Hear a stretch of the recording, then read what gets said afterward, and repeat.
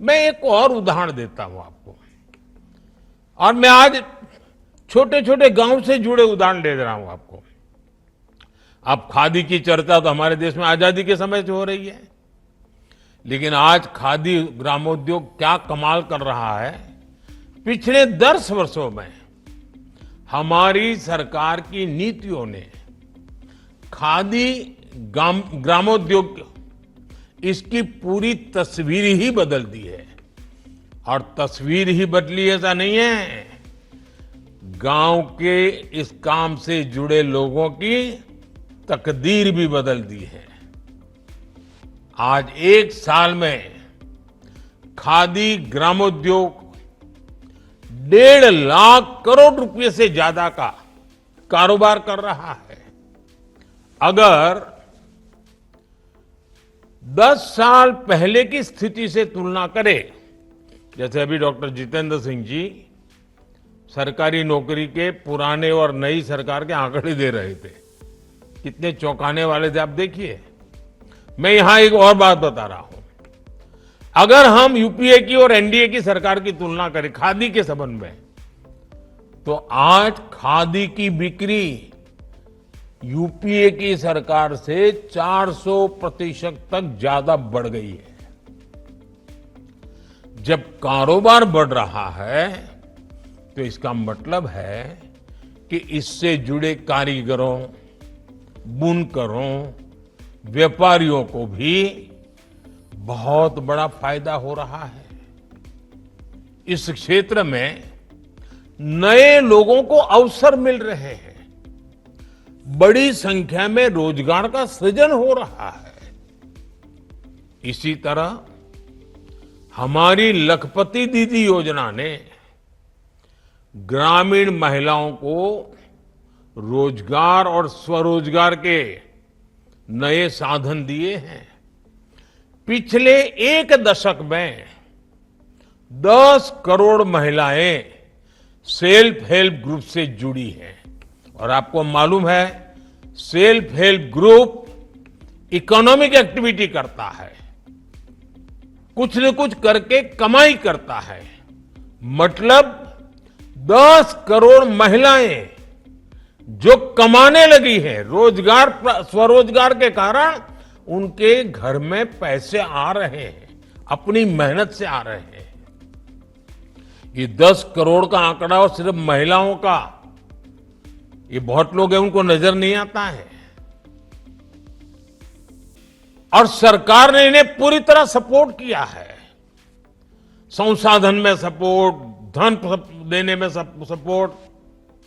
ये महिलाएं किसी ना किसी रोजगार से आय अर्जित कर रही हैं, कमाई कर रही है। हमारी सरकार ने इनमें से 3 करोड़ महिलाओं को लखपति दीदी बनाने का लक्ष्य रखा है। मामूली इनकम नहीं, हम इनकम भी बढ़ाना चाहते हैं। अब तक करीब 1.25 करोड़ महिलाएं लखपति दीदी बन चुकी हैं। मतलब उनकी 1 साल की इनकम 1 लाख रुपए से ज्यादा हो गई है। और ये हर वर्ष कमाने वाले हैं। साथियों, आज भारत दुनिया की तीसरी सबसे बड़ी अर्थव्यवस्था बनने की दिशा में आगे बढ़ रहा है। देश की ये तरक्की देख देश का युवा ये भी पूछता है, और स्वाभाविक है, उसके मन में सवाल है कि जो गति आज है, जो विस्तार आज है, वो गति पहले क्यों नहीं पकड़ी? इसका जवाब है, पहले की सरकारों में नीति और नियत दोनों का अभाव था। साथियों, आप याद करिए, पहले ऐसे कितने ही सेक्टर थे जिनमें भारत लगातार पिछड़ता जा रहा था। खासकर टेक्नोलॉजी के क्षेत्र में दुनिया में नई नई टेक्नोलॉजीज आती थी, लेकिन भारत में हम उनका इंतजार करते रहते थे, सोचते थे भाई ये दुनिया में तो आया, हमारे यहां कब आएगा। जो टेक्नोलॉजी पश्चिमी देशों में आउटडेटेड हो जाती थी, निकम्मी हो जाती थी, तब जाकर के वो हमारे यहां पहुंचती थी। ये सोच बना दी गई थी कि हमारे देश में आधुनिक टेक्नोलॉजी डेवलप हो ही नहीं सकती।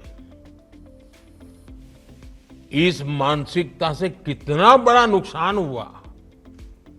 भारत न केवल आधुनिक विकास की दौड़ में पिछड़ता चला गया, बल्कि रोजगार के सबसे महत्वपूर्ण सोर्स भी हमसे दूर होते चले गए। आधुनिक विश्व में जिन उद्योगों से रोजगार पैदा होता है, जब वही नहीं होंगे तो रोजगार कैसे मिलेगा। इसलिए हमने पुरानी सरकारों की उस पुरानी सोच से देश को आजाद कराने के लिए काम शुरू किया है। स्पेस सेक्टर से लेकर सेमीकंडक्टर तक, इलेक्ट्रॉनिक्स से लेकर इलेक्ट्रिक व्हीकल तक, हमने हर नई तकनीक में मेक इन इंडिया को आगे बढ़ाया। हमने आत्मनिर्भर भारत पर काम किया। देश में नई टेक्नोलॉजी आए, नए फॉरेन डायरेक्ट इन्वेस्टमेंट आए। इसके लिए हमने पीएलआई स्कीम लॉन्च की। मेक इन इंडिया अभियान और पीएलआई स्कीम ने मिलकर रोजगार सृजन की गति कई गुना तेज कर दी है। आज हर सेक्टर के उद्योगों को बढ़ावा मिल रहा है।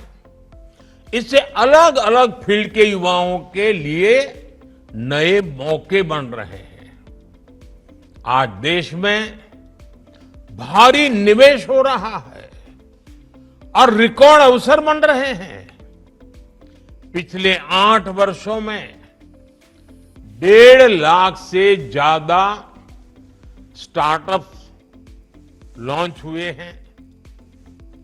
आज भारत में दुनिया का तीसरा सबसे बड़ा स्टार्टअप इकोसिस्टम है।